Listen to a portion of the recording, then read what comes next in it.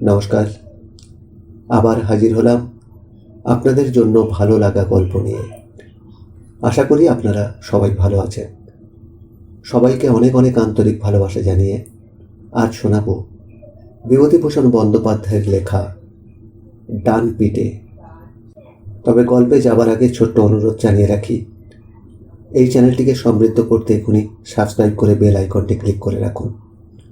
তো চলুন, গল্প পাঠে আপনাদের সঙ্গে আমি আছি পবিত্র। আজকের গল্প ডান পিঠে।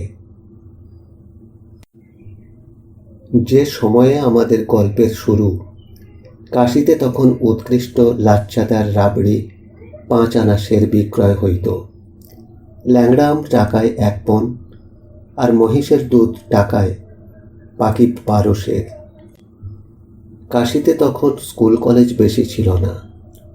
শহরের বস্তি আরও ঘিঞ্জে ছিল। রাস্তায় তেলের আলো জ্বলিত। অত্যন্ত অপরিষ্কার ছিল শহরের অবস্থা। গাড়ি ঘোড়া ছিল কম। বড়ুয়া মঙ্গলের মেলার সময় গঙ্গার ধারে ধনীদের 2-4খানা নূতন ধরনের ভিক্টোরিয়া কি ফিটন দেখা যাইত। এক্কা ও স্প্রিংবিহীন টাঙা ছিল প্রধান সম্বল।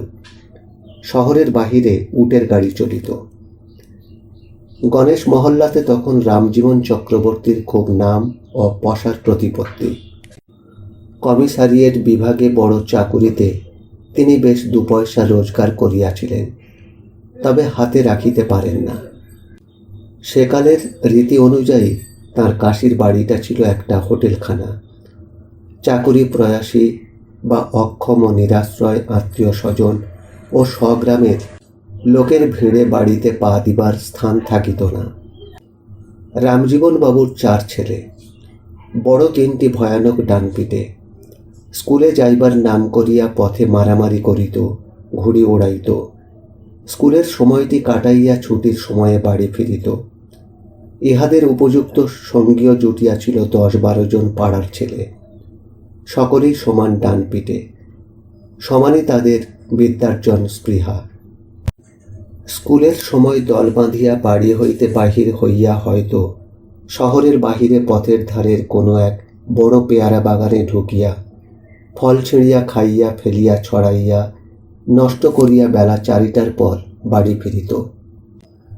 কোনো দিন বা সারনাথের পথে কোথাও চড়ুই ভাতি করিতে গেল। মাসের মধ্যে 15 দিন এই রকম চলিত। গণেশ মহল্লাতে প্রেমচাঁদ মুখুজ্জে নামে নদিয়া জেলার একজন বৃদ্ধ ব্রাহ্মণ কাশীবাস করিতেন। তাঁর এক পিতৃমাতৃহীন ভাইপো তাঁর কাছে থাকিয়া নামে বিদ্যাভ্যাস করিত। কাজে সে ছিল উপরোক্ত ডানপিটে স্কুল পালানো ছেলের দলের একজন চাই সদস্য। ভ্রাতুষ্পুত্রটির নাম সতীশ। রং টকটকে গৌরবর্ণ, একহারা চেহারা, কিন্তু স্প্রিংয়ের মতো তার সমস্ত দেহের একটা দৃঢ়তা, বাঁধুনি ও স্থিতিস্থাপকতা ছিল। নতুন নতুন বদমাইশি ফন্দি আঁটিবার বুদ্ধিতে ও সাহসে দলের সকলকেই তার কাছে হার মানিতে হইত। ফলে এই দলটির লেখাপড়া যাহা হইবার হইল।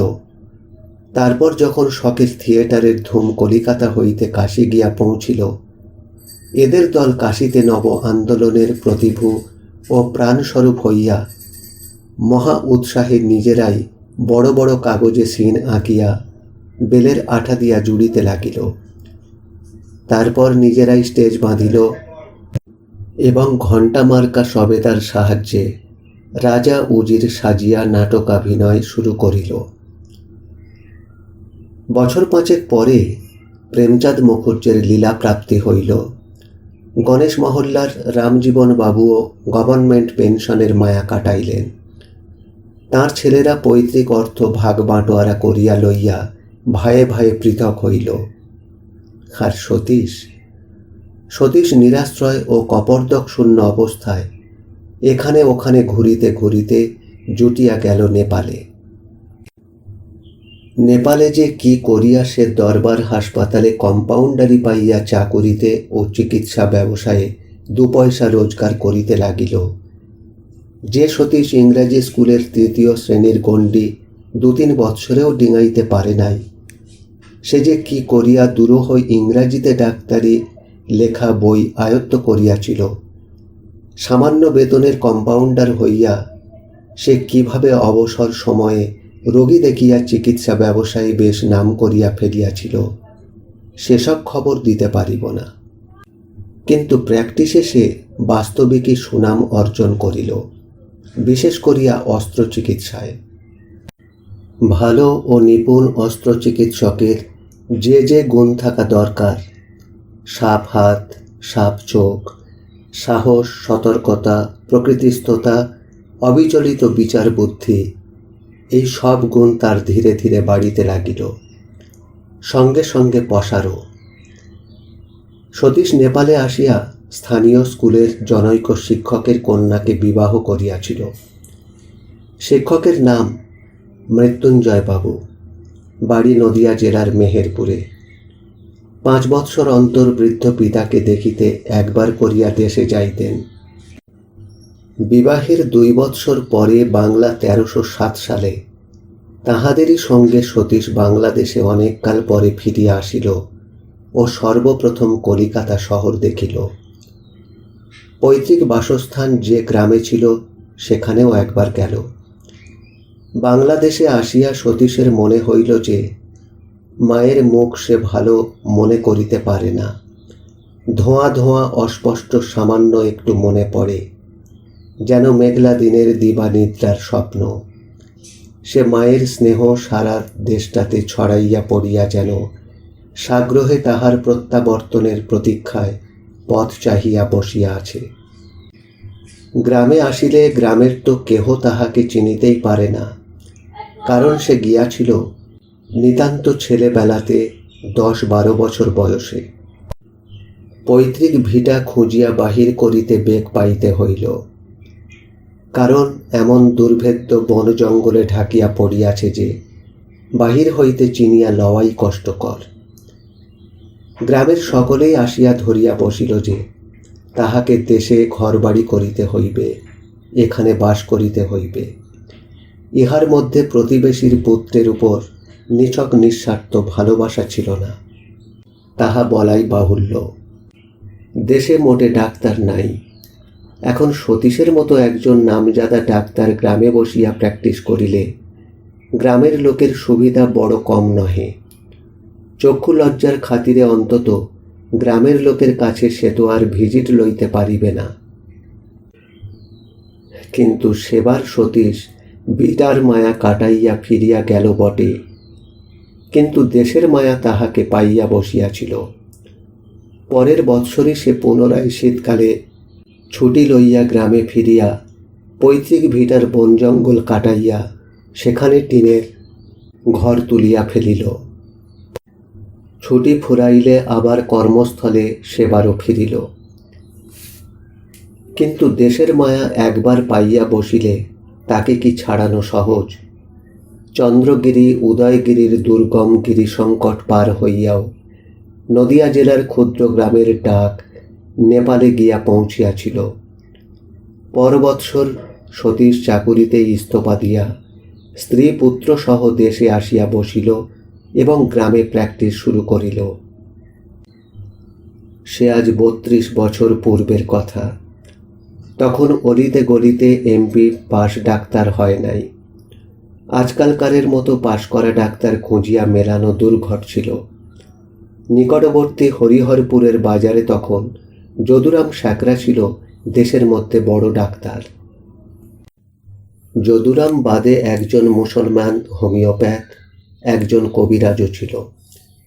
ইহারা গেল প্রবীণের দলে। তরুণের মধ্যে কানাইলাল রায় কলিকাতা হইতে কিসের একটা সার্টিফিকেট আনিয়া ডাক্তার সাজিয়া বসিয়াছিল। সতীশ আসিয়াই প্র্যাকটিস জমাইয়া ফেলিল। সে উপরোক্ত হাতুড়ে দলের অনুকরণে নরহরিপুরের বাজারের ডাক্তারখানা খুলিয়া আধ হাত লম্বা হরফে নিজের নাম সাইনবোর্ডে ঝুলাইল না, বা রোগীর বাড়ি আসিয়া স্থানীয় অন্যান্য ডাক্তারদের নিন্দাবাদ করাও অভ্যাস করিল না। গ্রামের বাড়ির একখানা ঘরে ঔষধ থাকিত, আলাদা কোনো ডিসপেন্সারি ছিল না। রোগীরা আসিয়া বসিত সতীশের বাড়ির সামনের বটতলায়। তাহাদের বসিবার স্থানের পর্যন্ত কোনো ব্যবস্থা ছিল না। কিন্তু এসব সত্ত্বেও সতীশের বাড়ির সামনের বটতলায় রোগীর ভিড় দিন দিন বাড়িয়া চলিল। দিন রাত স্নানাহারের সময় নাই। 7-8 ক্রোশ দূরের গ্রাম হইতেও রোগী দেখিবার ডাক আসিতেছে। গরুর গাড়িতে রোগী দেখিয়া বেড়াইতে বেড়াইতে সতীশ হাঁপাইয়া পড়িল। তাছাড়া প্রতিদিন সকালে নিজের বাড়িতে গড়ে 3-4টা সার্জিক্যাল কেস লাগিয়াই আছে। এখন ব্যাপার দেখিয়া যদুরাম একদিন কানাই ডাক্তারকে ডাকিয়া বলিল, আচ্ছা, এত রোগী এদেশে ছিল কোথায় এতদিন হে?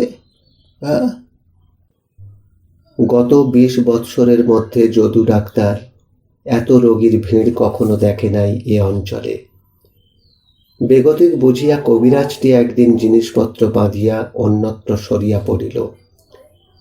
কানাই দর্জির দোকান খুলিবার জন্য সুবিধা মতো দোকান ঘরের সন্ধান করিতে লাগিল। যদু সাকরার অন্য কোনো উপায় ছিল না এই বয়সে। আগেকার 2-5টা বাঁধা পুরনো ঘর ও পূর্ব সঞ্চিত সামান্য কিছু টাকার জোরে কোনো রকমে টিকিয়া রহিল মাত্র। সতীশের 2টি ছেলে ও ছোট একটি মেয়ে। একদিন হঠাৎ মেয়েটির ভয়ানক জ্বর হইয়া পড়িল। নিজের বাড়িতে নিজে চিকিৎসা করা যায় না বলিয়া সতীশ যাদুরাম শেখরাকে ডাকাইল। যাদুরাম দেখিয়াই বিষণ্ণ মুখে বলিল, তাই তো মুখুজ্জে মশাই, এ তো ভয়ানক রোগ। আপনিও বোঝেন, আমিও বুঝি। এ রোগ তো এখানে সারবার নয়। এখন অন্য সবাইকে তফাৎ করুন যাতে ছোঁয়াছুঁয়ি না হয়। ডিপথেরিয়া বড় সাংঘাতিক ব্যাপার কিনা?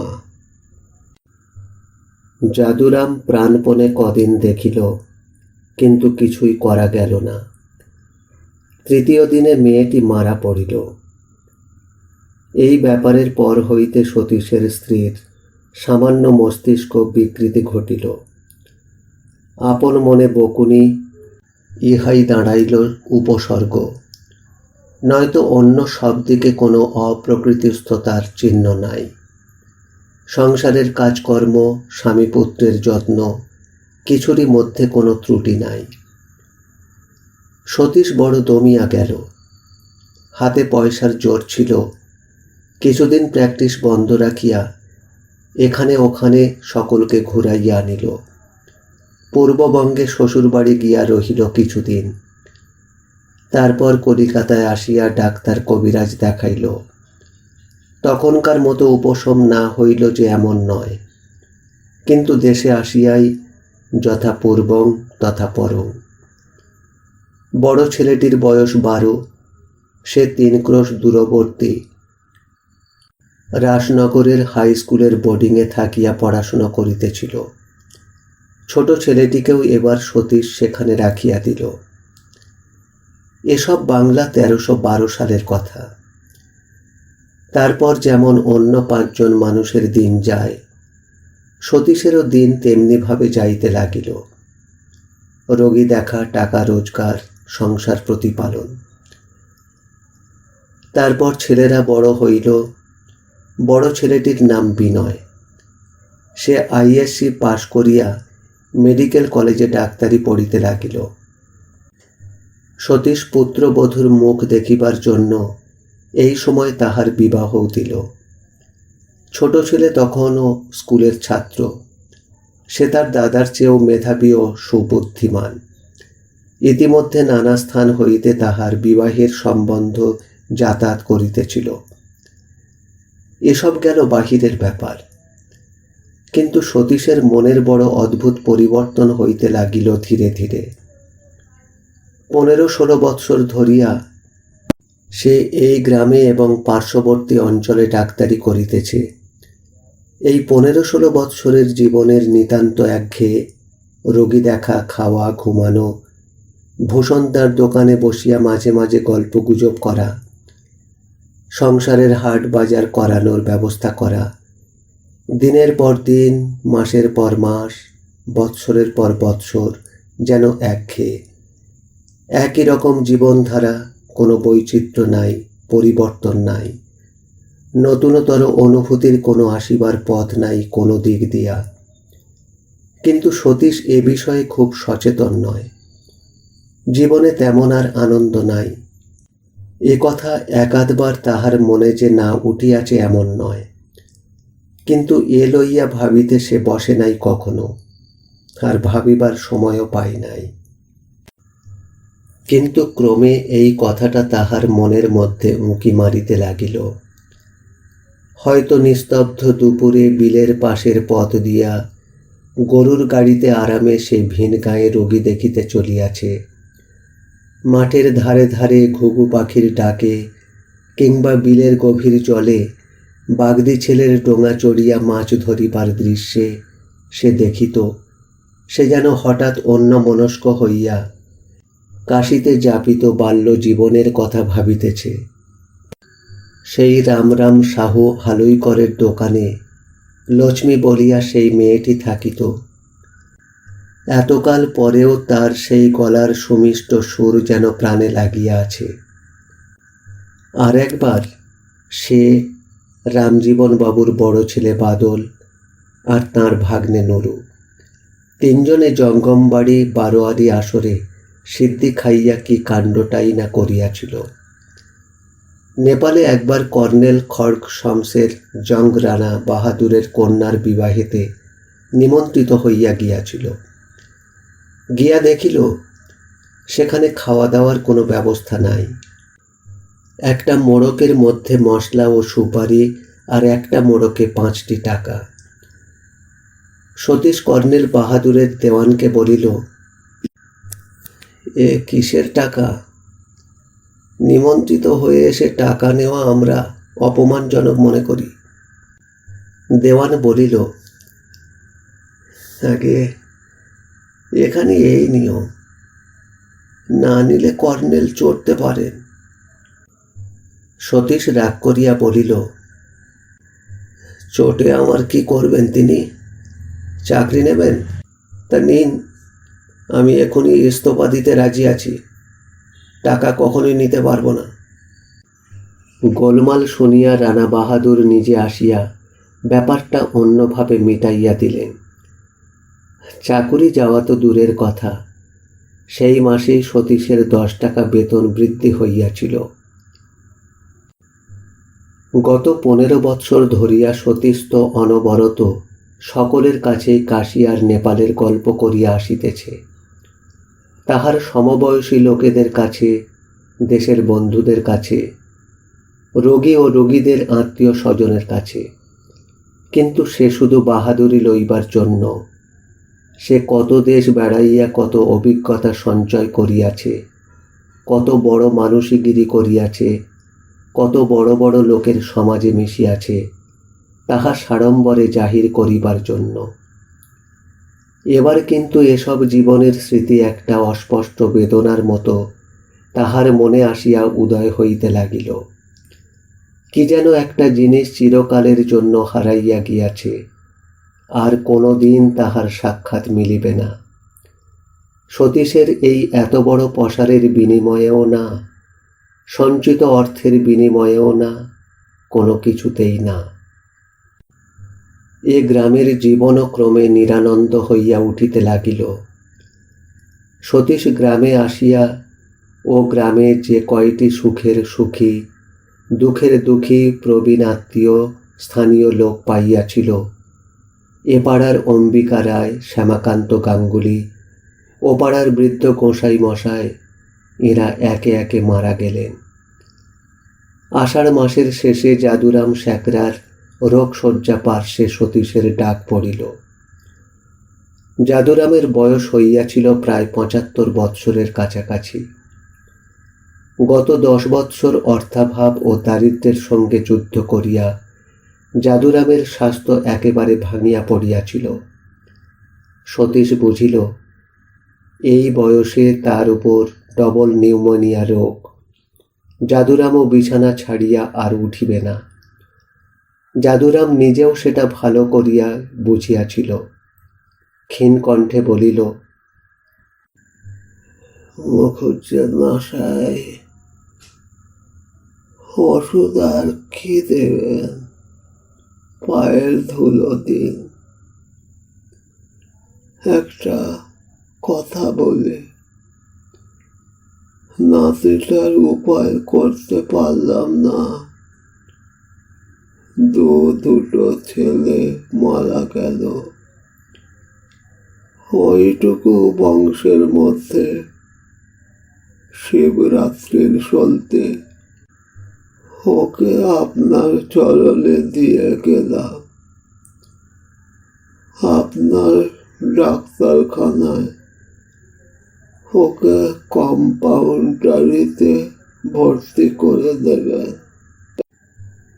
বছর 3 দেখে শুনে শিখলে, তবুও অন্য চাষা গায়ে গিয়ে হাতুড়ে গিরি করেও দুটো খেতে পারবে।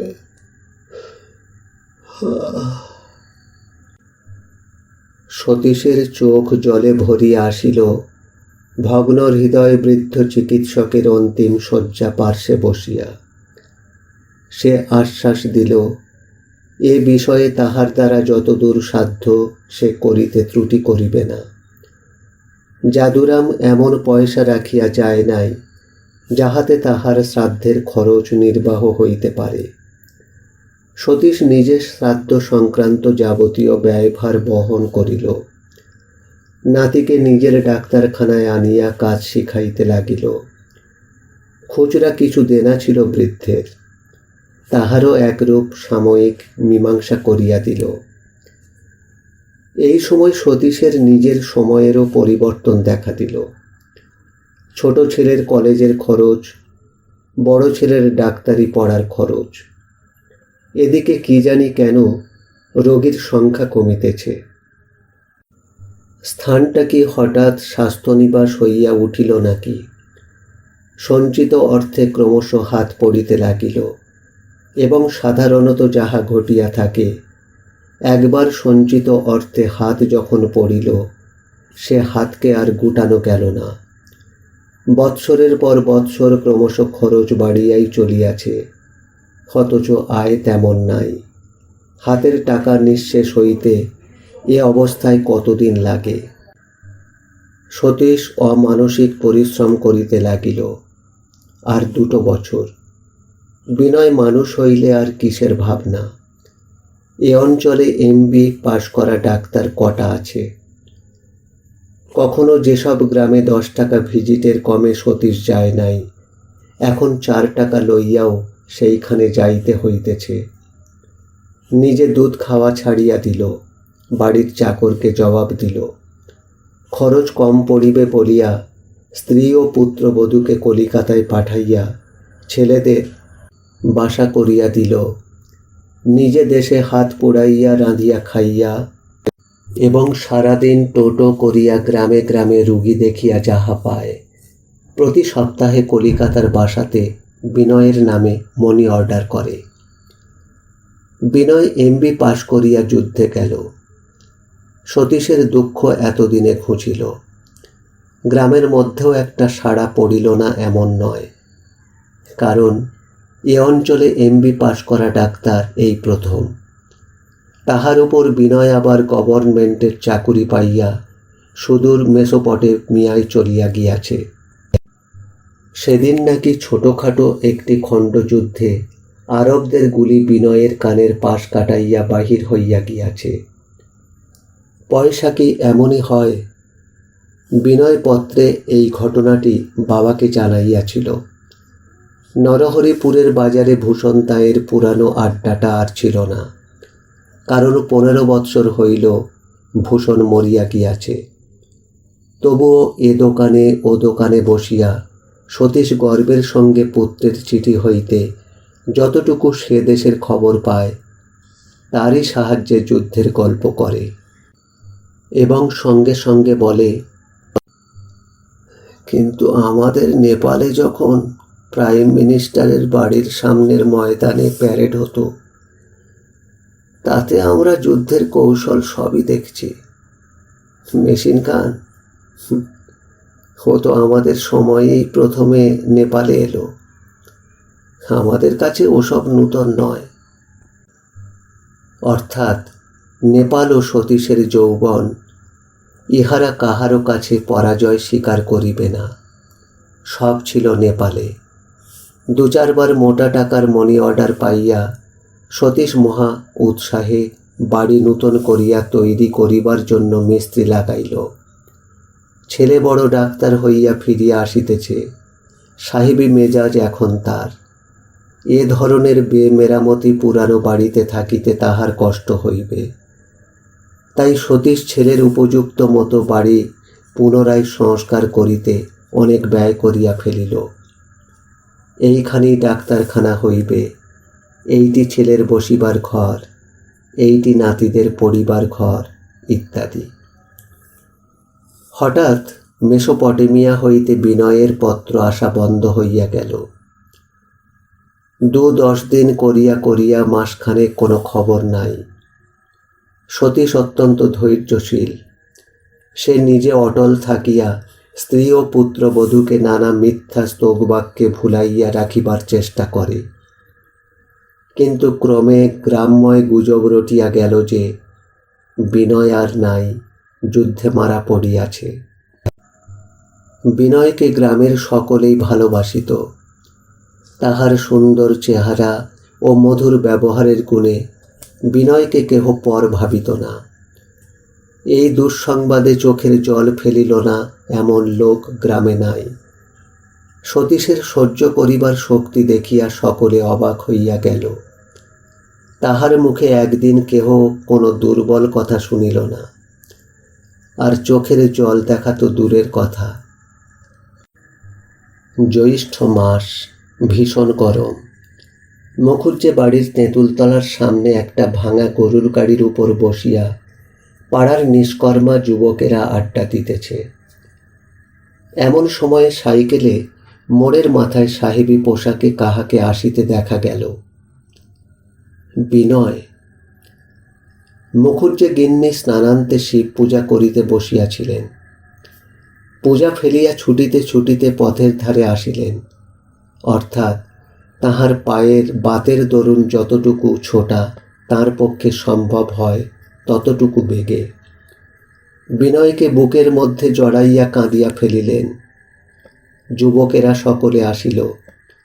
আচ্ছা ভয় দেখিয়েছিলেন বিনয়দা, বেশ যা হোক।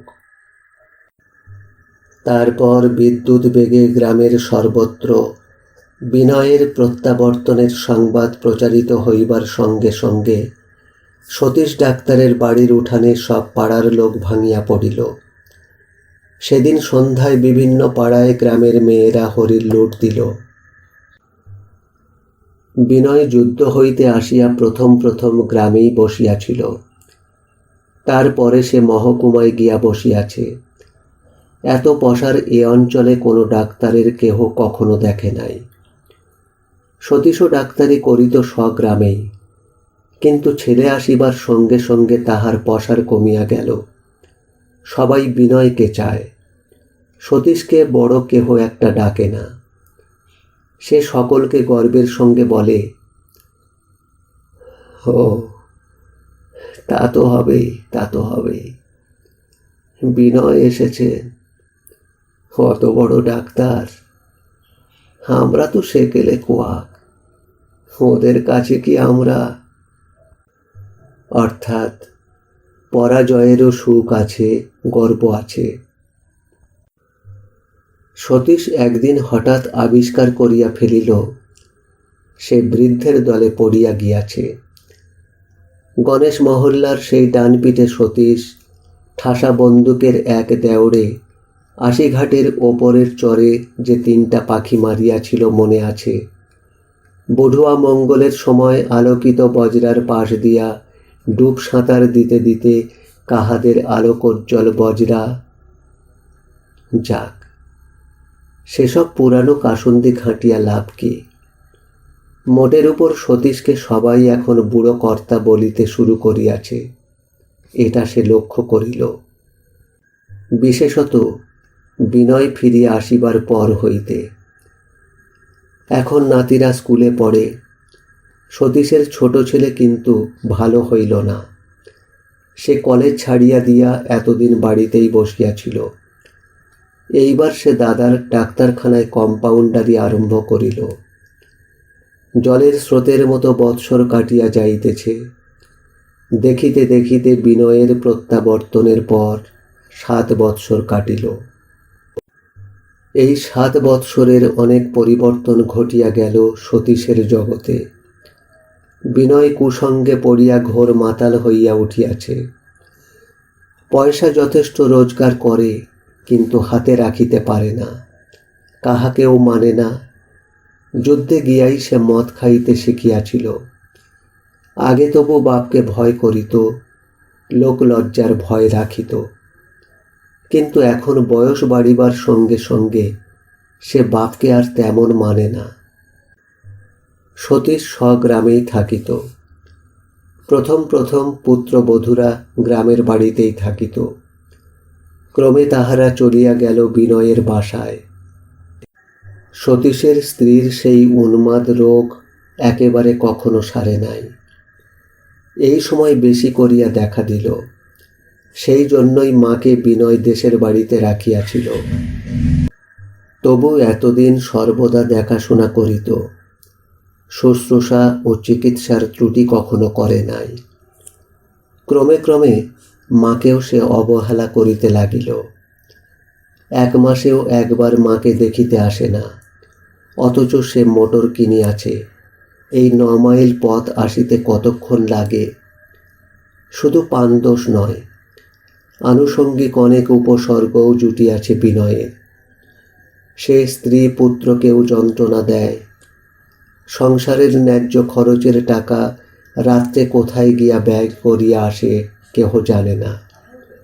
প্রায় সারা রাত্রি বাহিরে কাটায়। মাঝে মাঝে দিনমানেও ডাক্তারখানায় বসে না। পসার কমিতে লাগিল। রোগীরা আসিয়া ফিরিয়া যায়। বৃদ্ধ বয়সে সতীশ ঘোর অর্থকষ্টে পড়িল। তবে বিনয় যে বাপ মাকে মাঝে মাঝে টাকা দেয় না এমন নয়, কিন্তু তাহাতে সতীশের চলে না। ছোট ছেলেটি দাদার অবস্থা দেখিয়া নিজের স্ত্রী পুত্র লইয়া শ্বশুর বাড়ি চলিয়া গেল। সেও বাপ মায়ের কোনো সংবাদ লয় না। সন্ধ্যাবেলা বসিয়া বসিয়া তামাক খাইতে খাইতে সতীশ অন্যমনস্কভাবেই এই সব কথাই ভাবিতেছিল। এমন সময়ে উঠোনে কাহাকে আসিতে দেখা গেল। কে? আমি পটল দাদা। সতীশ খুশি হইয়া একগাল হাসিয়া হুঁকা হাতে উঠিয়া দাঁড়াইল। ও পটল, আয় আয় আয়। পটল বিনয়ের বড় ছেলে দিব্যেন্দুর ডাক নাম।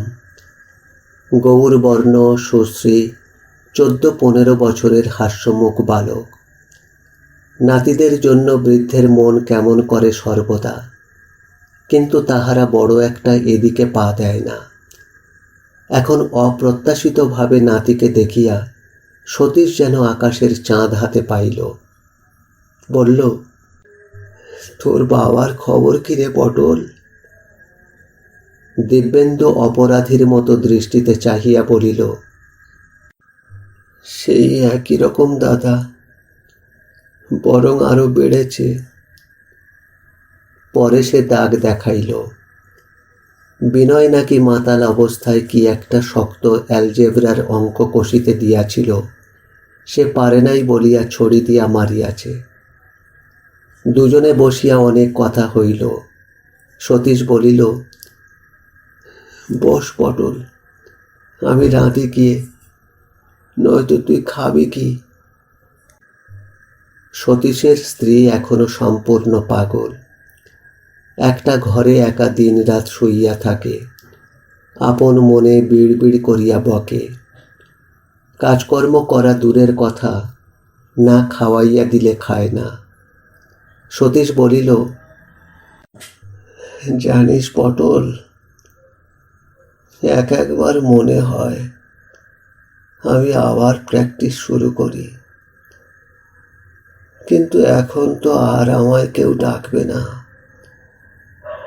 30 বছর আগে যখন এসেছিলাম এদেশে, তখন তো তেমন ডাক্তার ছিল না।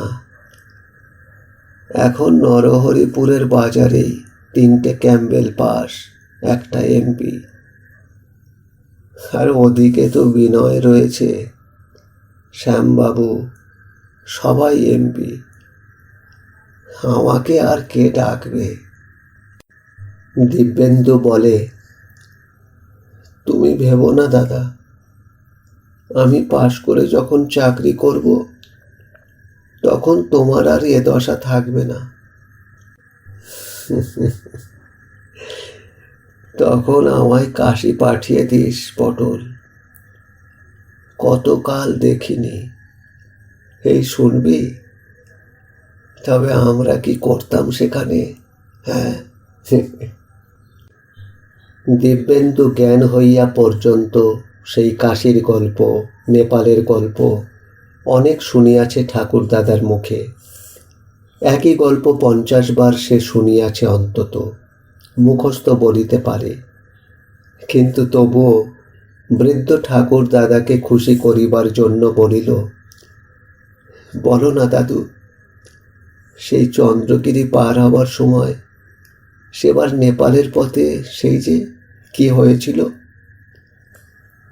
দিব্যেন্দু কখনো নেপাল দেখে নাই, কিন্তু ঠাকুরদাদার মুখে আজন্ম বর্ণনা শুনিয়া চন্দ্রগিরি, রত্নগিরি, রকশৌলের, পশুপতিনাথ মেলার দৃশ্য, এ সবই তাহার মানসপটে সুস্পষ্ট রেখা ও বর্ণে রূপ গ্রহণ করিয়াছিল, যেন চোখ বুজিলেই এ সব সে দেখিতে পায়। সকালে উঠিয়া দিব্যেন্দু চলিয়া গেল। সতীশ বলিল, এই দেখ পটল, তোর বাবাকে বলিস দেখি, এই দেখ জুতো একেবারে নেই ভাই। স্যান্ডেলটা সেই তোর বাবার তরুণ সেবার বাসা থেকে এনেছিলাম না, তাও ছিঁড়ে গিয়েছে রে।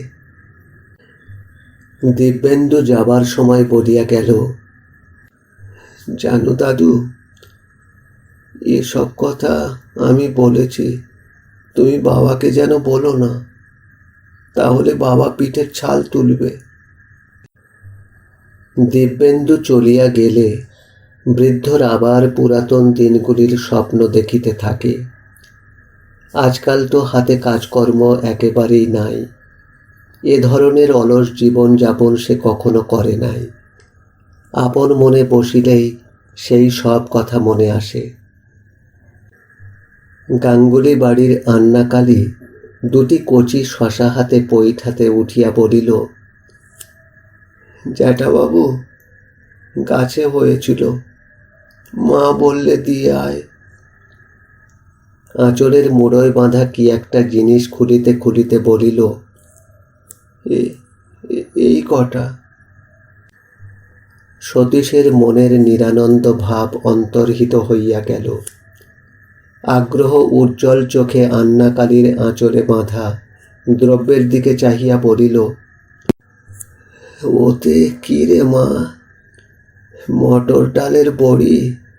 বাহ বাহ বাবা, দে দে, এখানে রাখ মা, রাখ। সতীশ চিরকাল খাইতে ও খাওয়াইতে ভালোবাসে। আজকাল বড় অভাবে পড়িয়া গিয়াছে। অমন উপার্জনক্ষম ছেলে থাকিতেও নাই। তাই গ্রামের মেয়েরা ভালো জিনিসটা বাড়িতে হইলে মাঝে মাঝে সতীশকে পাঠাইয়া দেয়। আন্নাকালী 14-15 বছরের সুন্দরী মেয়ে। উপরি উপরি 4টি কন্যার জন্মগ্রহণের পর বাবমা পঞ্চম ও সর্বকনিষ্ঠ কন্যাটির নাম ওই রাখিয়াছিল।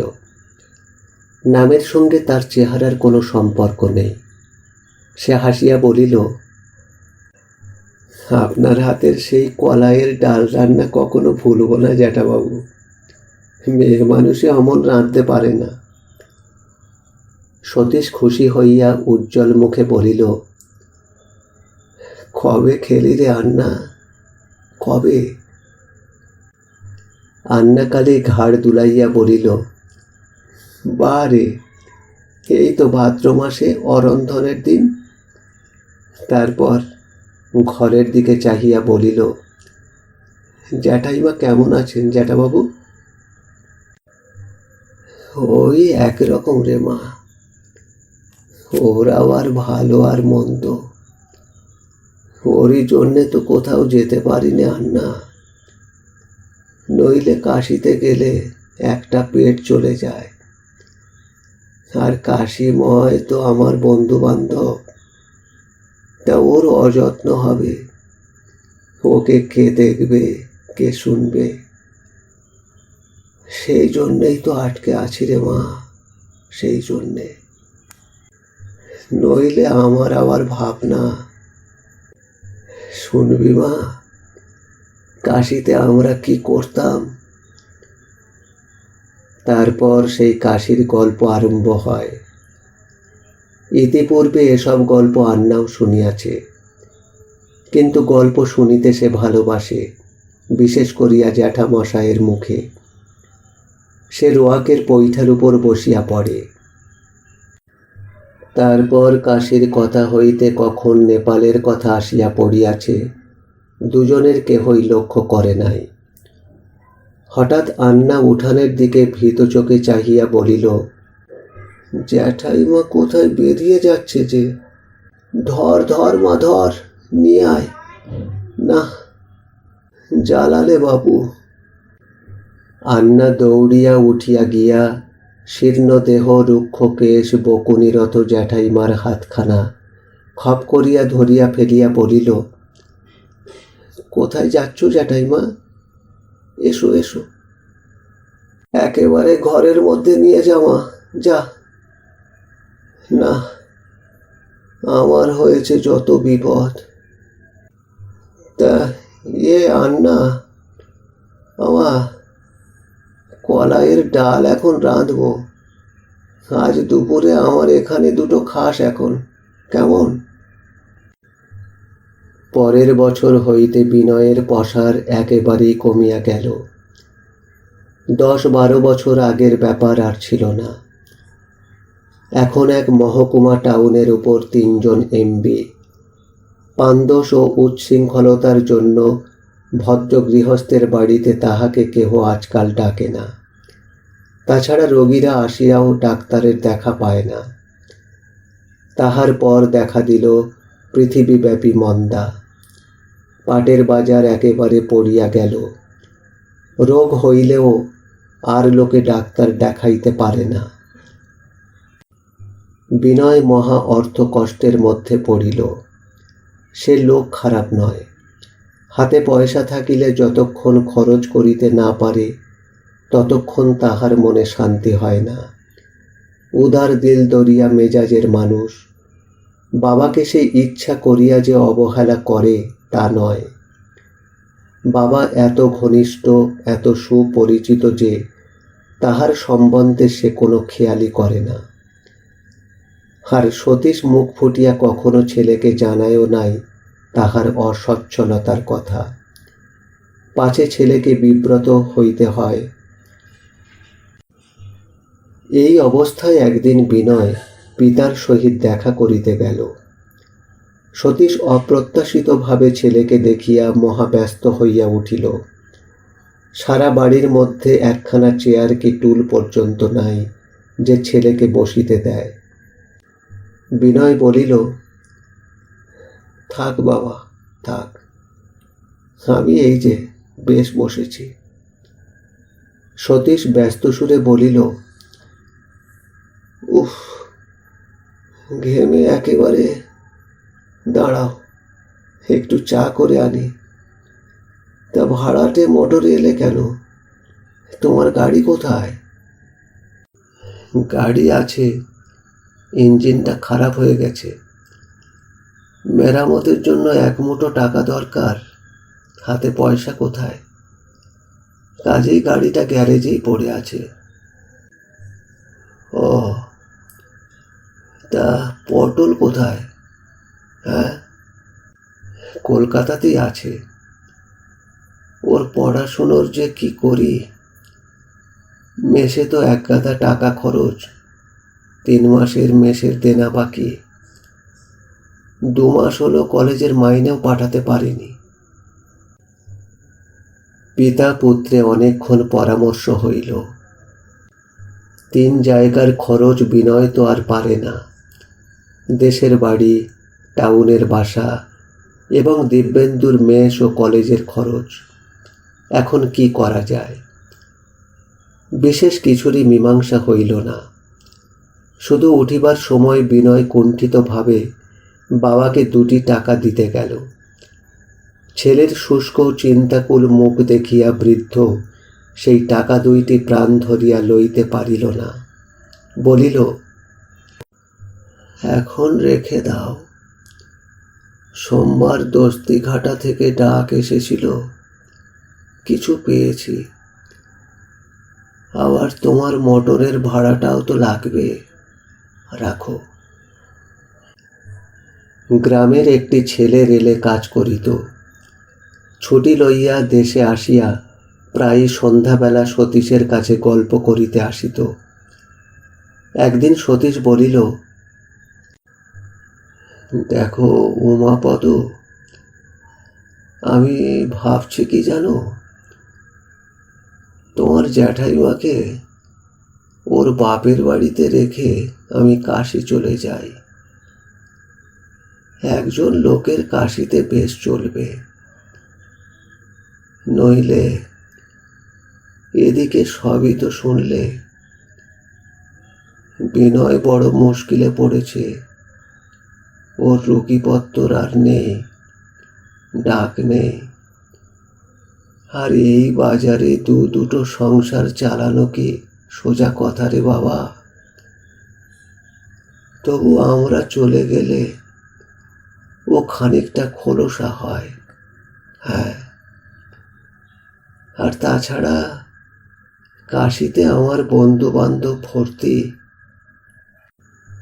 আহা, কত কাণ্ডই করেছি সব এক সময়। কাশীতে কাকে আর না চিনি। উমাপদ আবাল্য এসব গল্পের সঙ্গে পরিচিত। সে বলিল, আপনি কি পাগল হয়েছেন? হ্যাঁ, আপনার সেই ছেলেবেলার আমলের তারা কি এখন কেউ বেঁচে আছেন ভাবছেন? সে সব কি? সতীশ কথাটা পছন্দ করিল না, বাধা দিয়া বলিল, তুমি কি করে জানলে নেই? হ্যাঁ, আমাদের সে ডান পিঠে দলের ছেলে হঠাৎ মরবার নয় যেন। সব আছে, সব আছে। আমরা হঠাৎ মরছি নে। তুমি বোধহয় জানো না আমাদের সেই দলের কথা। শুনবে তবে? হ্যাঁ। সঙ্গে সঙ্গে উমাপদ ব্যস্ত হইয়া বলিল, জ্যাঠামশাই, বলছিলাম আর একদিন বরং এসে, আজ একটু কাজ আছে, এখন উঠি। দিন 15 পরে সতীশ একদিন কাশী স্টেশনে দুপুরবেলা নামিল। স্ত্রীকে মেহেরপুর ছোট শালার কাছে রাখিয়া আসিয়াছে। আসিবার সময় বাড়ির চাবিটা আন্নাকালীর হাতে দিয়া আসিয়াছে। বিনয় আসিলে দিবার জন্য। ছেলেকে কোনো খবর দেয় নাই। কেন মিছামিছি তাহাকে বিব্রত করা? কাশীতে নামিয়া মনে একটা অপূর্ব উৎসাহ ও উত্তেজনা অনুভব করিল। বাল্যের সেই কাশী, এতদিন কি করিয়া সে ভুলিয়াছিল। বাংলাদেশের একটা জঙ্গলে ভরা ছোট্ট পাড়া গাঁয়ে জীবনের 30টি বছর। সারাদিন ধরিয়া সে কাশীর পথে পথে ঘুরিয়া বেড়াইল। পঞ্চগঙ্গা ঘাটে স্নান করিল, বিশ্বনাথ দর্শন করিল। বাল্যের দিনগুলির সঙ্গে জড়িত যেসব জায়গায় একদিনের মধ্যে পায়ে হাঁটিয়া যাওয়া সম্ভব, তাহা সে বড় বাদ দিল না। কিন্তু ধীরে ধীরে তাহার মনে হইতে লাগিল তাহার সেই 40 বছর আগেকার কাশীকে সে যেন খুঁজিয়া পাইতেছে না। সে কাশী কোথায় গেল? এ কাশীকে তো সে চেনে না। গণেশ মহল্লায় পুরাতন সঙ্গীতের সন্ধান কেহ জানে না। কেবল রামজীবন বাবুর মেজ ছেলে পতিত পাবন পৈতৃক বাটিতে এখনো বাস করিতেছে। পতিত পাবন সতীশকে দেখিয়াই চিনিতে পারিল। বলিল, আরে সতীশ দাজি, তোমার চেহারা তো এখনো বেশ আছে। হ্যাঁ, আমারও ধরো এই 62 হলো। আমি তো তোমার চেয়েও বুড়ো হয়ে গেছি গো। মানে অম্বলের অসুখে আমার। তা সে যাক, এতদিন কোথায় ছিলে? তারপর নানা পুরাতন দিনের গল্প হইল। পতিত পাবনের অবস্থা ভালো নয়। ব্যবসায় বারবার ক্ষতিগ্রস্ত হইয়া সর্বশান্ত হইতে বসিয়াছিল। আবার তাহার উপরি 2টি উপযুক্ত ছেলে মারা গিয়াছে।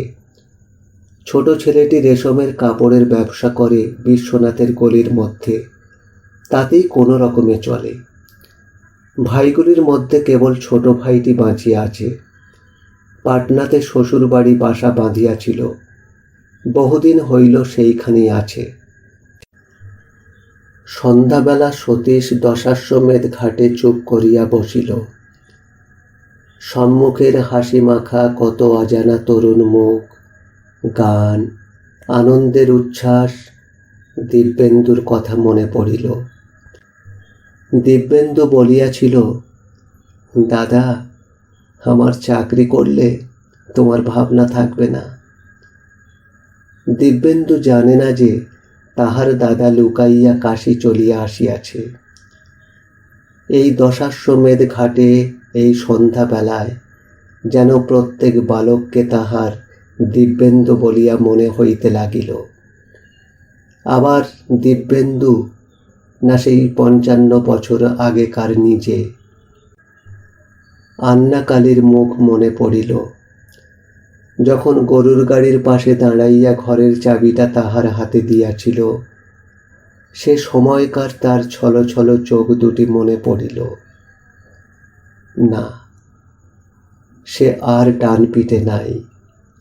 কাশীও তার কাছে আর কিছুই নাই। তার সে কাশী হারাইয়া গিয়াছে। রাত্রে কত রাত পর্যন্ত ঘুম হইল না। শুইয়া শুইয়া ঠিক করিল সে ফিরিয়া যাইবে। আন্নাকালের জন্য কাশীর কৌটা লইতে হইবে। ছেলে মানুষ, খুশি হইবে এখন। দিব্যেন্দুর জামার উপযুক্ত খানিকটা সিল্ক পতিত পাবনের কাছে ধারে লইয়া গেলেই চলিবে।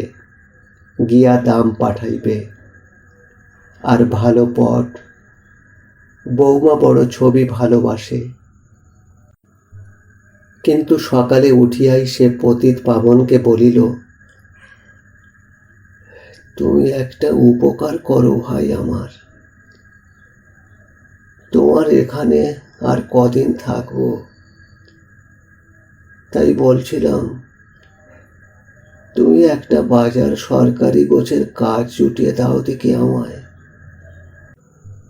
অভাবে রাঁধুনিগিরিতেও রাজি আছি ভাই। খুব ভালো রাঁধতে পারি, তারা দেখে নেবে। না, সে ছেলেকে বিব্রত করিতে ফিরিবে না।